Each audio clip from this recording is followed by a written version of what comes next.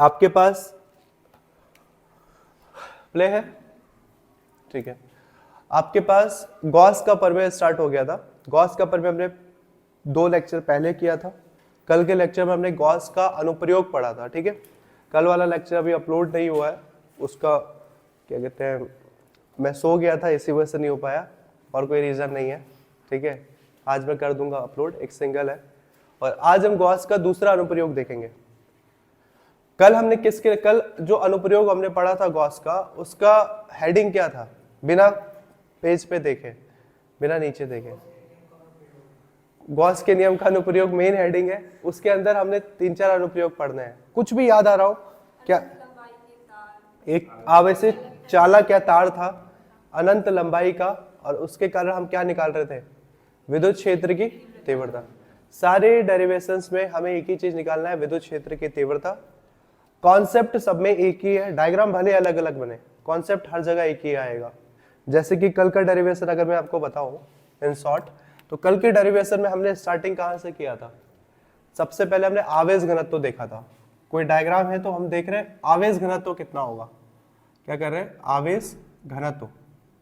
ये हमने सबसे पहले निकाला, और निकाल करके उसको ब्रैकेट पे बॉक्स में बंद करके अलग रख दिया। उसका यूज सीधा लास्ट में होगा। आवेश घनत्व के बाद हमने क्या निकालने की कोशिश की? फ्लक्स, छोटा वाला फ्लक्स। हमने छोटा फ्लक्स निकालने की कोशिश की। फिर छोटे फ्लक्स से हमने क्या निकाला? इंटीग्रेशन कर दिया इसका, और हमने क्या निकाला? फिर पूरे पृष्ठ का फ्लक्स निकाला, छोटे फ्लक्स से बड़ा फ्लक्स। फिर जो भी फ्लक्स का आंसर आया उसमें हमने क्या क्या पुट कर दिया? किससे तुलना कर दिया? गॉस के प्रमेय से। इस फाई का जो भी आंसर आया, इसे इक्वेशन 1 या 2 मान लेंगे, इसकी तुलना हम इससे कर देंगे, गॉस के प्रमेय से। ये तुलना कर दोगे, जो कटना होगा कटेगा, आप वहां से ई निकाल लोगे चुपचाप, ठीक है। यही तो है गॉस का प्रमेय। सब में सेम ही कॉन्सेप्ट लगेगा, कुछ अलग नहीं लगेगा। रटने जाओगे तो फिर रटते रह जाओगे, समझ समझ के करोगे तो आपको सारी चीजें एक ही जैसी लगेंगी। और लास्ट में क्या करना है, जो क्यू है, वो जो आवेश घनत्व में क्यू आया होगा उसकी वैल्यू यहाँ पे रख दोगे, आ गया आंसर। कल ही वाला पूरा कॉन्सेप्ट लगेगा। आज आपके पास हेडिंग है, पहले सुन लो। आवेशित चालक के कारण विद्युत क्षेत्र की तीव्रता। एक आवेशित चालक या पृष्ठ है, आवेशित पृष्ठ कह देता हूं। चालक का मतलब तो तार भी हो सकता है, और लोहे की स्टील का एक प्लेट भी हो सकता है। आपके पास एक ऐसा पृष्ठ है जो कि आवेशित है, और उसके कारण किसी बिंदु पर विद्युत क्षेत्र की तीव्रता प्राप्त कर रहे हैं, ठीक है। जैसे कि पेन तो नहीं है बीच में, ये आवेशित पृष्ठ है सपोज, मान लो ये स्टील का प्लेट है। और कौन कौन सी चीजें जो आवेशित हो सकती है? चालक, सुचालक तो पढ़ा होगा बचपन में। लोहे की, स्टील की, या सोने का प्लेट है, चांदी का प्लेट है, जो आवेशित हो सकता है, जिसमें करंट आ सकते हैं शॉर्ट। तो इस पृष्ठ के कारण, इस पृष्ठ से कुछ दूरी पर, कोई भी हम दूरी मान लेंगे, उस दूरी को मान लेंगे आर दूरी है। आर दूरी पर हमें विद्युत क्षेत्र की तीव्रता ज्ञात करना है, ठीक है। ये पृष्ठ से आगे साइड, पीछे साइड, दोनों साइड से हम ज्ञात कर लेंगे। तो डायग्राम देखो पहले ध्यान से। कल जिसने समझा है उसको इजीली हेल्प मिलेगा, और जिसने कल वाला नहीं समझा है, जो कल नहीं आए थे, वो भी इसको कर सकते हैं, समझ सकते हैं, कोई डिफिकल्ट नहीं है। सबसे पहले हेडिंग लिख दो,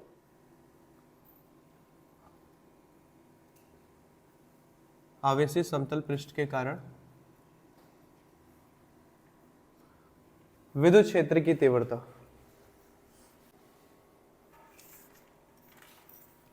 लिख दोगे तो फिर कॉपी बंद कर लेना, चुपचाप देखना आगे।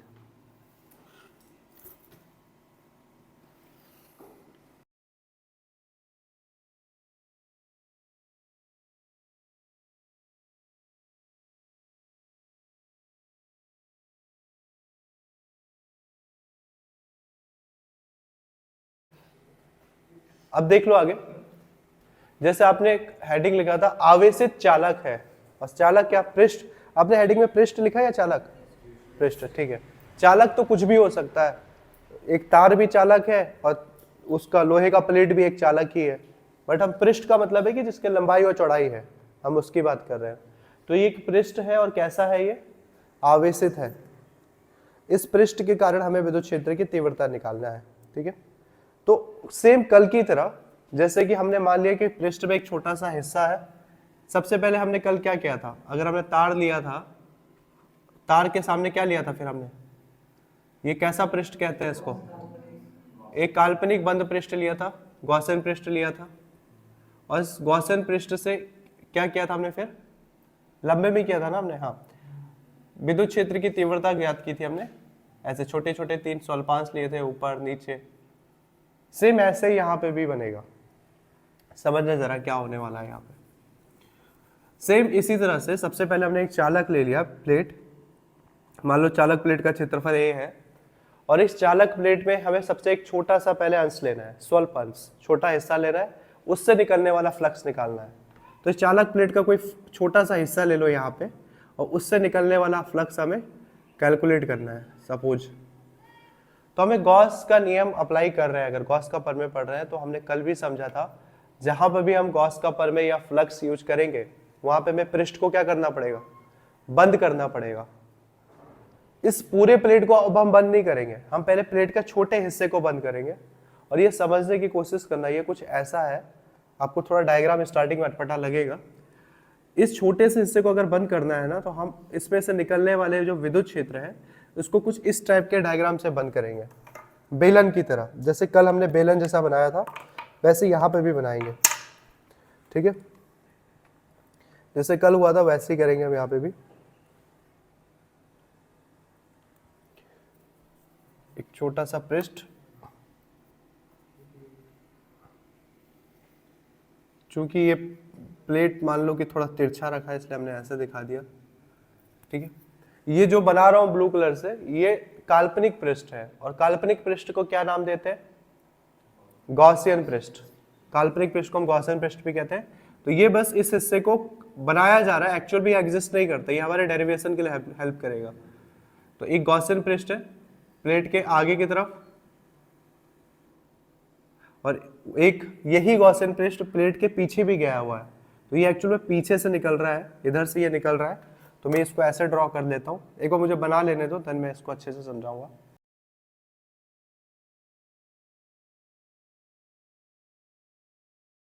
डायग्राम में एक्चुअल में है ना, ये वैसा ही है कुछ, जैसे कि आपका ये पृष्ठ है, ये पृष्ठ है, और इस पृष्ठ में आपने एक सपोज यहाँ पे एक आवेश है, तो इसमें से हमने गॉसियन पृष्ठ लिया है इसको कवर करने के लिए। तो ये एक आगे की तरफ निकला है, और इसी को ये आर पार करते हुए पीछे साइड से भी निकला है, ये दोनों साइड से है, ठीक है।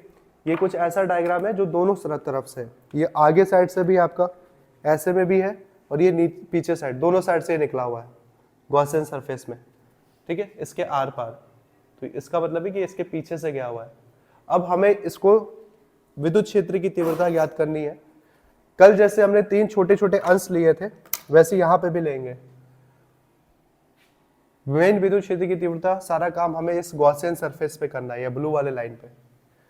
तो जैसे कल हमने बेलन में क्या किया था, ये आपका अगर ये बेलन बन रहा था कल, या गॉसियन सरफेस बन रहा था, तो हमने क्या किया था, बीच में तार था, एक काल्पनिक पृष्ठ, इसलिए डॉट डॉट लाइन से दिखाएंगे काल्पनिक को। तो हम क्या कर रहे थे कल, इधर किसी बिंदु पर विद्युत क्षेत्र की तीव्रता निकाली हमने, सॉरी फ्लक्स निकाला, फिर ऊपर किसी बिंदु पर फ्लक्स निकाला, फिर नीचे किसी बिंदु पर फ्लक्स निकाला, यही कर रहे थे ना हम कल। इस बार भी वैसे ही करेंगे, बस ये बेलन जो आपका गॉसियन पृष्ठ है ऐसे ना होकर के इस बार क्या है आपका मुड़ा हुआ है।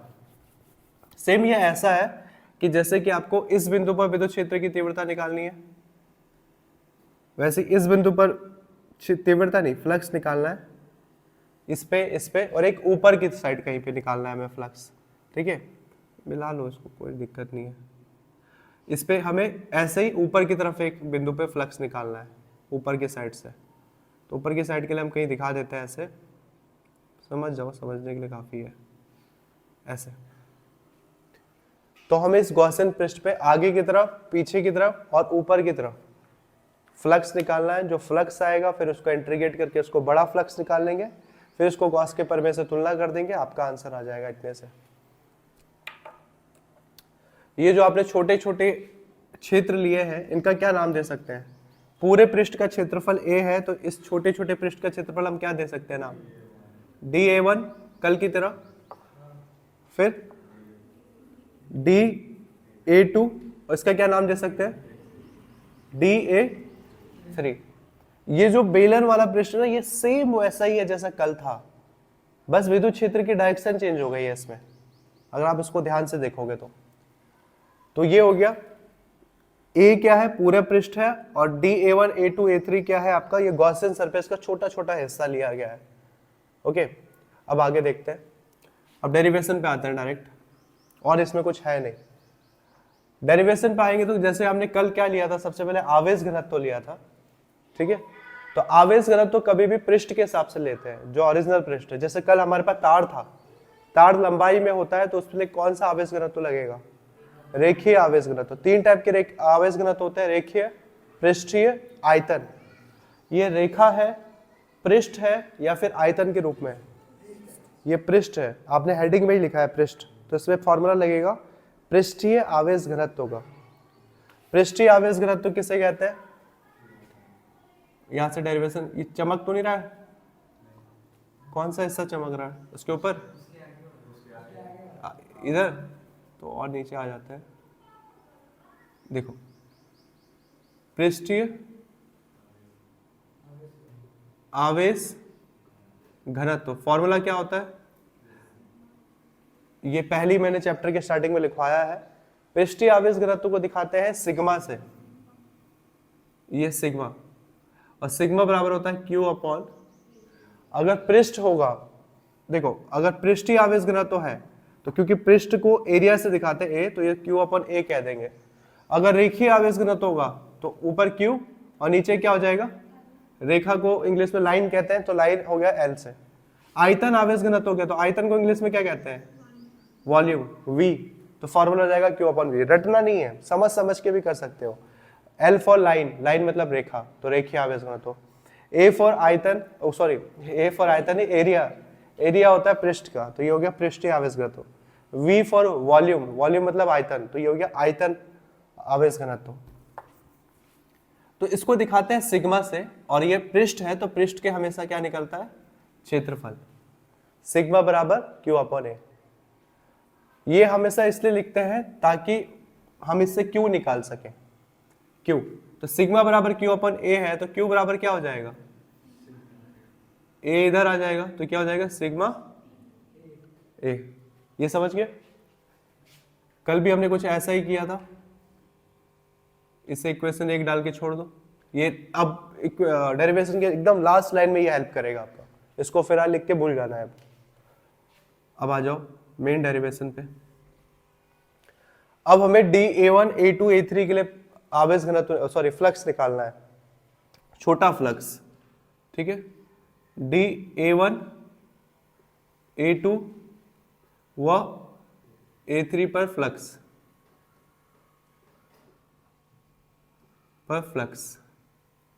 फ्लक्स को कैसे दिखाते हैं, फ्लक्स का फॉर्मूला क्या है, फाई बराबर EA cos थीटा, ये फ्लक्स है। और जब छोटा फ्लक्स लिया है तो क्षेत्रफल भी क्या लेना पड़ेगा, छोटा, तो D फाई बराबर क्या होगा, EDA cos थीटा, तो ये DA है मतलब छोटे है, फ्लक्स भी छोटा लेना पड़ेगा। तो फ्लक्स क्या होगा एक्चुअल में, D फाई बराबर इन तीनों का फ्लक्स, तो पहले वाले का फ्लक्स को किस चीज से दिखाएंगे, D, इसमें DA1 लिख देना है बस, DA1 cos थीटा। इसमें देख लो, इसमें से तो कुछ नहीं चमक रहा है। दूसरे वाले का फ्लक्स निकालना हो तो A1 की जगह क्या लिख देना है, A2 cos थीटा। तीसरे वाले के लिए DA3 cos थीटा, है ना एकदम कल वाले की तरह, ठीक है। मैं कल जब डेरिवेशन करवा रहा था तब भी आपको समझा रहा था कि हो सकता है मैं जिस मेथड से करा रहा हूं वो आपको बुक में ना मिले, या आपकी एनसीईआरटी वगैरह में उसको फॉलो ना करें, हो सकता है।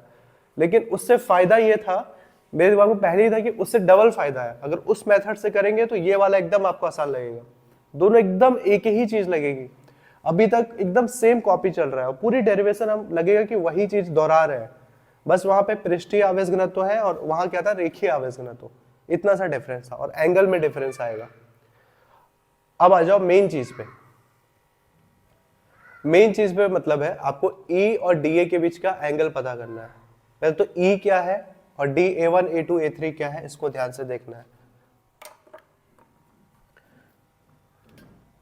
देखो ध्यान से, अगर ये प्लस चार्ज है तो मैंने हमेशा बताया है विद्युत क्षेत्र कहां से निकलता है, प्लस चार्ज से निकलता है हमेशा बाहर की तरफ। तो अगर ये प्लस चार्ज है, इस पे प्लस चार्ज, तो इस पे सारे विद्युत क्षेत्र कहां की तरफ निकलेंगे, बाहर की तरफ निकलेंगे।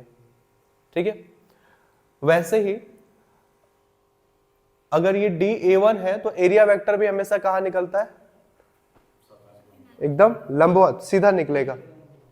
तो एक चीज आप यहां पे ध्यान से देखो, ये डायग्राम हल्का सा टिल्ट है, तिरछा है, इससे कंफ्यूज तो नहीं हो रहे हो?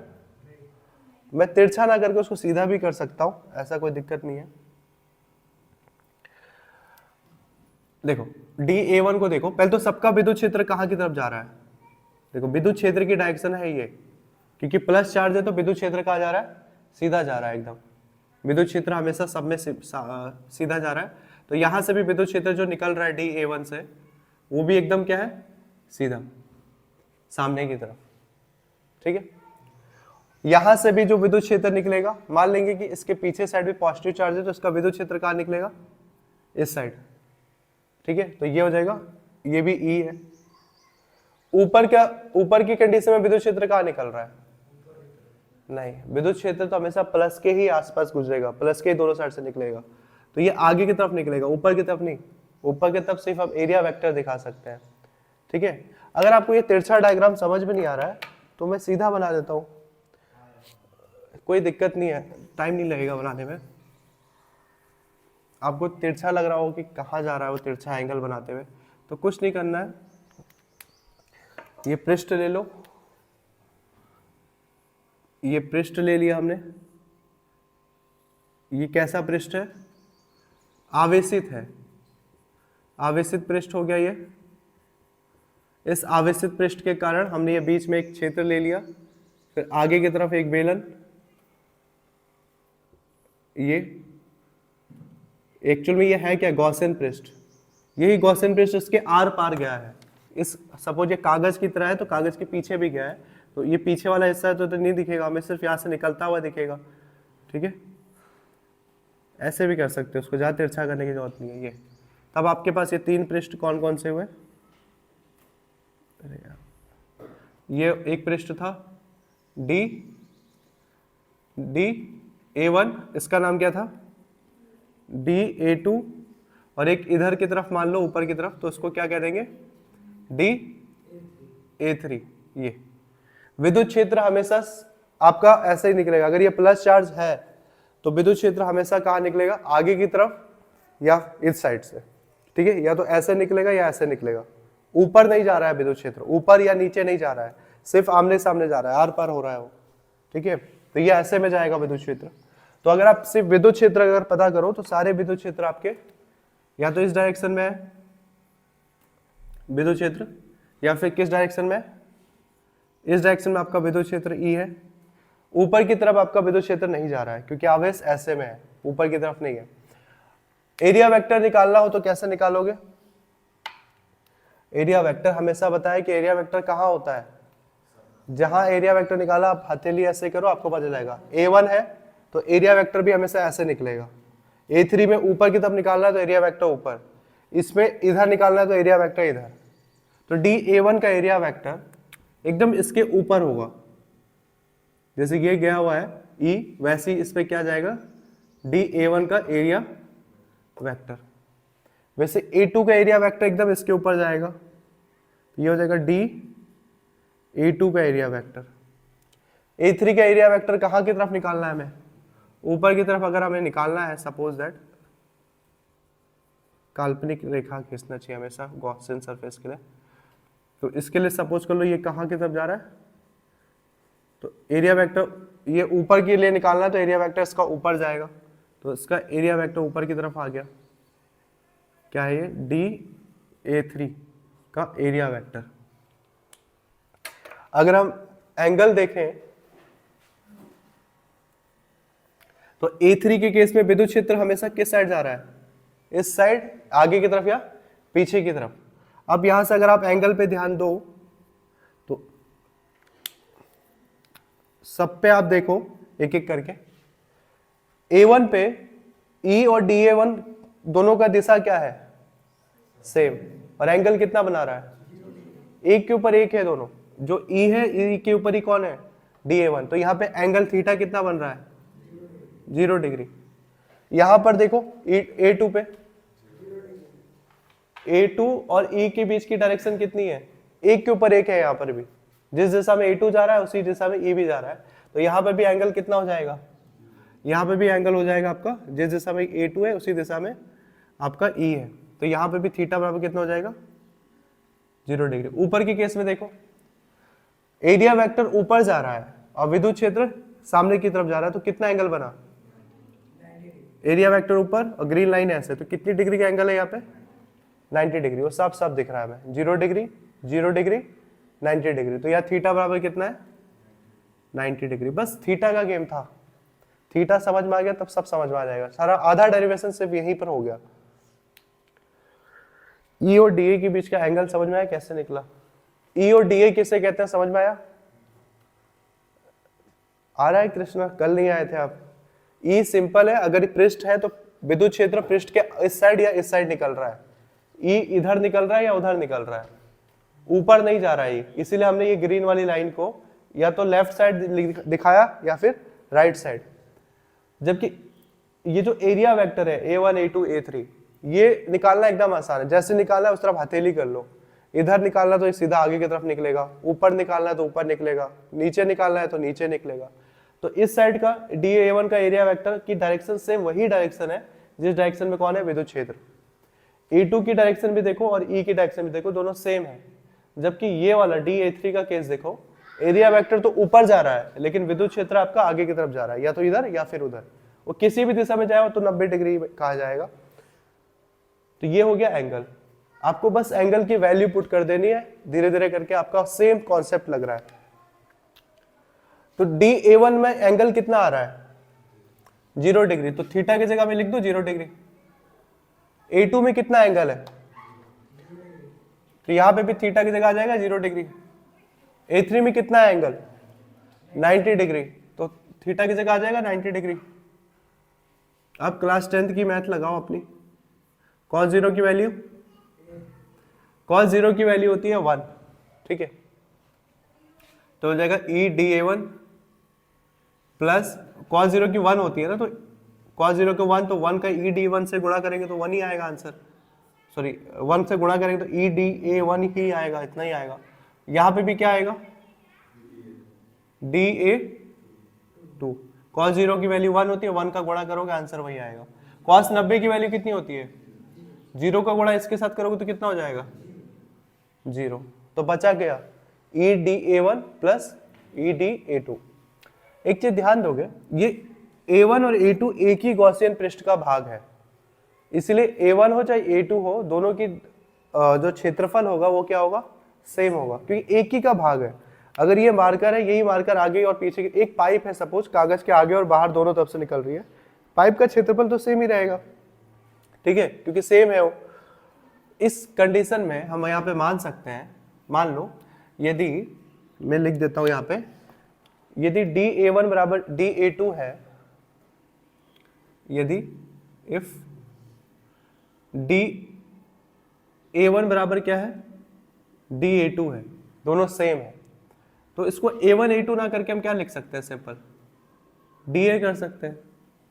ये और ये जब सेम है तो मान लें कि दोनों को हम क्या लिख देते हैं, इसको भी DA लिख देते हैं, इसको भी DA लिख देते हैं, तब क्या हो जाएगा, EDA, A1 की जगह DA लिख दे और A2 की जगह पे DA, तो EDA प्लस EDA क्या हो जाएगा, तो D फाई E बराबर 2EDA। A1 A2 का टेंशन ही नहीं है क्योंकि वो सेम ही है। छोटा फ्लक्स निकल गया, अब क्या करेंगे, बड़ा फ्लक्स निकालेंगे इंटीग्रेशन करने के लिए। सिंपल सा क्या करेंगे, इंटीग्रेशन, तो संपूर्ण पृष्ठ के लिए, यही वर्ड यूज किया पिछले बार, संपूर्ण पृष्ठ के लिए दो वर्ड यूज कर सकते हो, या तो लिख सकते हो समाकलन करने पर, या फिर लिख सकते हो संपूर्ण पृष्ठ के लिए। तो हम लिख देते हैं संपूर्ण पृष्ठ के लिए, इसके लिए हम क्या करेंगे, इनका इंटीग्रेशन कर देंगे। सेम चीज उतारेंगे, 2e dA, सेम चीज उतारा, और इसका क्या कर देना हमें, ये इस चिन्ह को कौन सा चिन्ह कहते हैं, समाकलन का चिन्ह कहते हैं, इंटीग्रेशन। इसका मतलब है ये चिन्ह शो करता है कि चीजें छोटे से बड़ी हो गई, हमने जोड़ दिया है, जो छोटी क्वांटिटी थी उसको जोड़ जोड़ के पूरा एक बड़ा क्वांटिटी बना दिया है, ठीक है। तो d5 का इंटीग्रेशन करते हो तो क्या लिखते हैं हम उसको, d5 है छोटे हिस्से से निकलने वाला फ्लक्स, तो पूरे हिस्से से निकलने वाले फ्लक्स को हम सिंपल फाई कहेंगे। तो d5 का इंटीग्रेशन सिंपल सा फाई हो गया, बराबर 2 e। यहां पर सबसे अच्छी बात यह है कि आपको यहाँ पे पृष्ठ का क्षेत्रफल नहीं निकालना है यहाँ पे, क्योंकि यहाँ पर जो पृष्ठ दिया गया है, एक्चुअल पृष्ठ, पिछले बार तो हमारे पास तार थी, रेखा थी, कोई भी तार को ध्यान से देखो तो बेलन की तरह होती है, ठीक है। लेकिन हमारे अभी के केस में ये पृष्ठ दिया हुआ है, लेकिन ये पृष्ठ आयत भी हो सकता है, ये पृष्ठ और क्या हो सकते हैं, आयत, और क्या होते हैं, वर्ग भी हो सकता है, आयत भी हो सकता है। हो सकता है इसका कोई फिक्स शेप ही ना हो, ये पृष्ठ ऐसा किसी शेप में है, ऐसे भी पृष्ठ हो सकता है, बस इसमें चार्ज लगा दिया आपने। तो क्योंकि पृष्ठ का शेप पता ही नहीं है यहाँ पे हमें, बस इतना पता है कि हो सकता है ये पृष्ठ कैसा भी ना हो, ये पृष्ठ सपोज सिर्फ ऐसा हो, गोल हो, ठीक है, गोल लोहे का आपने प्लेट रख दिया हो यहाँ पे काट करके, या फिर चौकोर लोहे का प्लेट रखा है, या फिर ऐसा प्लेट रखा है जिसका कोई फिक्स आकृति ही नहीं है, टेढ़ा मेढ़ा प्लेट। जैसे कि एक नया इंसान जैसे रोटी बनाता है, रोटी का शेप फिक्स नहीं होता है कि गोल बनेगा, वो ट्राइंगल बनेगा, किसी देश का नक्शा बनेगा, कोई फिक्स नहीं है। वैसे यहाँ पे जो पृष्ठ है ये फिक्स नहीं है कि कौन सा पृष्ठ है एक्चुअल में, इसलिए हम क्षेत्रफल का टेंशन रखेंगे ही नहीं। पता होता अगर ये कि यहाँ फिक्स होता कि जो पृष्ठ लोगे वो आयताकार ही होगा, तो हम आयत का फॉर्मूला लगाते। आयत का क्षेत्रफल कितना होता है, लंबाई गुणा चौड़ाई, लेकिन हमें फिक्स ही नहीं है, तो हम क्षेत्रफल को सिंपल a लिख के ही छोड़ देंगे। तो 2e dA का इंटीग्रेशन के, तो dA का इंटीग्रेशन हम सिंपल क्या लिखेंगे, a। फिक्स पता होता कि बेलन है तो 2 ये पाई आर एल लगाते, क्या था बेलन का क्षेत्रफल, 2 पाई आर एल लगाते। वृत्त का होता तो वृत्त का क्षेत्रफल लगाते, आयत का होता तो आयत का, लेकिन यहाँ पे पृष्ठ का बस पृष्ठ लिखा है, कौन सा पृष्ठ है ये नहीं लिखा है, इसलिए ई इसका इंटीग्रेशन dA को सिंपल क्या लिख दूंगा मैं, a। तो जो कल नहीं आए थे वो तो सीधा सिंपल ऐसे ही समझ जाओ, d फाई का फाई हो गया और इंटीग्रेशन dA का क्या हो गया, a हो गया। इसे डाल दो आप इक्वेशन, एक उधर डाला हुआ है, इसे डाल दो। अब क्या करते हैं, एक फाई निकल गया, अब इस फाई का क्या करते हैं, गॉस की प्रमेय से तुलना करते हैं। मैंने कहा ना एकदम सेम कॉन्सेप्ट है। बच्चे इससे बहुत डरते हैं गॉस के अनुप्रयोग, जैसे कि 4-4, 5 डेरिवेशन पढ़ने हैं, थोड़ी बुद्धि लगाएंगे ना वो रटने से पहले, वो कुछ कॉमन चीजें देखेंगे तो देखेंगे कॉन्सेप्ट तो सेम ही लगा है सब में, रटने वाली चीज ही नहीं है कुछ। तो गॉस के प्रमेय से, गॉस के प्रमेय में हम क्या कर देते हैं, तुलना कर देते हैं। तो इसके बाद का बाद ही में लिखते हैं, आप इतना उतार लो, ठीक है, बस थोड़ा सा हिस्सा रह जाएगा तुलना करने के लिए। वैसे भी 40-45 मिनट से तुम देख ही रहे हो, नींद तो पक्का आ रही होगी। तो एक काम करो, आप पहले ये डायग्राम बना लो, मेरे से थोड़ा साफ सुथरा बनाना, और डायग्राम बना के फिर रुक जाना। हम 2 लाइन लिख लेंगे, फिर इनको स्टार्ट कर देंगे लिखना। हो गया, मिटा दूं, बस डायग्राम मिटा रहा हूं। अब आगे देखो जरा, जैसे हमने कल कंपेयर किया था, जो फाई आ गया हमारा, उसकी तुलना गॉस के प्रमेय से कर देना, एकदम वही कॉन्सेप्ट लग रहा है। तो अब मेरे साथ साथ करो, किस प्रमेय से, गॉस के प्रमेय से, गॉस के प्रमेय से, बाय गॉस थ्योरम। क्या होता है गॉस थ्योरम, फाई ई बराबर क्यू बटे एप्सिलॉन 0। इसको क्या मान लेना है इक्वेशन 1, 2, तो ये क्या हो गया, तो देखो ये भी फाई की वैल्यू आई है, ये भी फाई की वैल्यू आई है, दोनों फाई ई है, दोनों फाई के बराबर ही है, इसलिए हम दोनों की तुलना कर सकते हैं। जब दोनों फाई के बराबर है तो हम क्या लिख सकते हैं, इक्वेशन वो कौन सा है, 2, वह इक्वेशन 3 से तुलना कर देना है बस। इक्वेशन 2 वह इक्वेशन 3 से। इक्वेशन 2 क्या है, फाई बराबर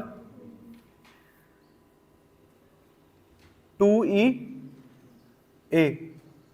इक्वेशन 3 क्या है, फाई e बराबर, ये ऑलरेडी लिखा हुआ है, q अपॉन एप्सिलॉन 0। ठीक है, जब फाई इसके बराबर है, फाई इसके भी बराबर है, तो ये दोनों भी आपस में बराबर होंगे, इसलिए आप ये हटा सकते हो। तो इक्वेशन 1 से आपने फाई की वैल्यू 2e लिख दिया, इक्वेशन 2 से, इक्वेशन 3 से आपने फाई की वैल्यू q अपॉन एप्सिलॉन 0 लिख दिया। हम निकाल क्या रहे हैं डेरिवेशन में, विद्युत क्षेत्र की तीव्रता। तो E निकालना है, तो E कैसे निकलेगा, E के साथ और कौन कौन से चीज जुड़े हुए हैं, 2 और A। किस चीज गुणा भाग जोड़ घटाना क्या है, 2A गुणा में है, 2A जब इसके साथ जुड़ेगा तो भाग में आ जाएगा, तो 2A अपॉन में आ गया, क्योंकि Q अपॉन 2 एप्सिलॉन 0। ये आपका आंसर हो जाएगा। एक चीज ध्यान से रखो, देखो, अच्छा कुछ और भी नीचे आया ना, इसके साथ कुछ छोड़ रहा हूं मैं, A छोड़ रहा हूं, 2A नीचे आएगा ना, क्योंकि 2A एप्सिलॉन 0। चाहे तो आप आंसर इतने में भी छोड़ सकते हो, पर जब यहां तक आ गए तो हम क्यों छोड़े, पूरा करेंगे। अब यहां ध्यान दो, सब कुछ आ गया, E आ गया है, बट एक चीज ध्यान दो, आपने Q की वैल्यू ऊपर निकाल के रखी हुई है इक्वेशन 1, इसलिए मैंने कहा जो इक्वेशन फर्स्ट है उसका काम एकदम लास्ट में होगा, एकदम लास्ट में। तो इक्वेशन 1 में Q की वैल्यू क्या है, सिग्मा A, इसलिए हम यहां पर Q की वैल्यू पुट कर सकते हैं। तो Q की वैल्यू कितनी हो जाएगी, Q की जगह क्या लिख सकते हैं, Q की जगह आ गया सिग्मा A अपॉन 2A, कुछ कटेगा, A से A कट गया तो ऊपर क्या बच गया, 2 एप्सिलॉन नॉट, ये एप्सिलॉन 0। ये आपका फाइनल आंसर है। ये विद्युत क्षेत्र की तीव्रता निकल के आ गई आपकी। ठीक है, आवेशित चादर के कारण या आवेशित समतल पृष्ठ के कारण विद्युत क्षेत्र की तीव्रता। कुछ डिफिकल्ट था इसमें। इसमें एक छोटा सा क्वेश्चन और पूछता है, क्या होगा अगर 2 पृष्ठ रखे हो। अभी तो सिंगल पृष्ठ हमने निकाला ना, सिंपल सा हमने सिंगल सा कॉपी लिया। ठीक है, ये सिंगल सा पृष्ठ है, सपोज चार्ज पृष्ठ है, इसके कारण विद्युत क्षेत्र की तीव्रता कितनी हुई। एक और कॉपी दे दो मुझे कोई। सपोज कर लो 2 पृष्ठ है, दोनों सेम टू सेम पृष्ठ है, दोनों का क्षेत्रफल है, आवेश भी दोनों पे सेम है। इस पृष्ठ के बीच में विद्युत क्षेत्र की तीव्रता कितनी होगी, 2 पृष्ठ के कारण विद्युत क्षेत्र की तीव्रता कितनी होगी। तब हमें कुछ नहीं करना है, दोनों को जोड़ देना है। जब सिंगल पृष्ठ के कारण विद्युत क्षेत्र की तीव्रता सिग्मा अपॉन 2 एप्सिलॉन 0 है, तो 2 पृष्ठ के कारण सिग्मा, एक पृष्ठ के कारण सिग्मा अपॉन 2 एप्सिलॉन 0 और दूसरे के कारण भी सेम ही रहेगा। तो 1/2 दोनों में है, तो 2 से 2 हट जाएगा, वो बचेगा सिग्मा अपॉन एप्सिलॉन 0। वो आज तक यूपी बोर्ड में कभी पूछा नहीं गया, अदर बोर्ड्स में पूछा जाता है वो क्वेश्चन। मैं करवा दूंगा, 2 लाइनें बस, तब इतना कर रहे तो उसे क्यों छोड़े। तो आप इसको उतार लो बस। एक छोटी सी चीज है उसमें और पूछी जाती है, मैं इसको मिटा रहा हूं।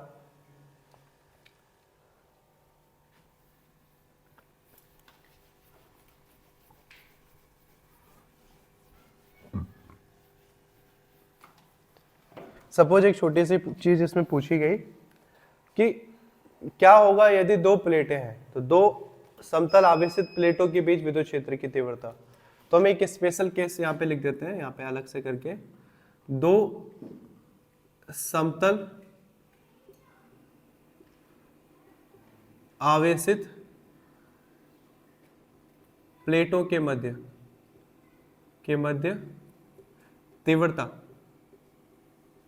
तीव्रता।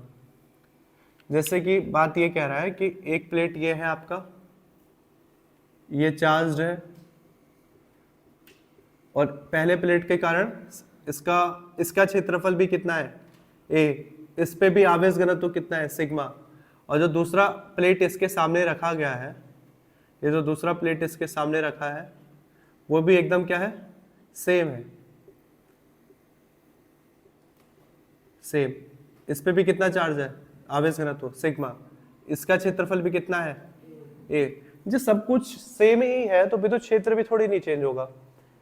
पहले के कारण विद्युत क्षेत्र कितना आया, सिग्मा अपॉन 2 एप्सिलॉन 0 आया। दूसरे के कारण भी विद्युत क्षेत्र कितना, अलग अलग विद्युत क्षेत्र निकाल रहा हूं। इसका विद्युत क्षेत्र इतना आया, तो वो कुछ अलग तो है नहीं, उसका विद्युत क्षेत्र भी कितना आएगा, एक इतना। तो दोनों के बीच में किसी बिंदु पर विद्युत क्षेत्र की तीव्रता कितनी हो जाएगी, दोनों को जोड़ देंगे, ठीक है, एक लाइन बस बढ़ेगा उसमें। तो दो समतल आवेशित प्लेटों के मध्य तीव्रता, तो इसे में लिख देंगे बराबर तीव्रता ई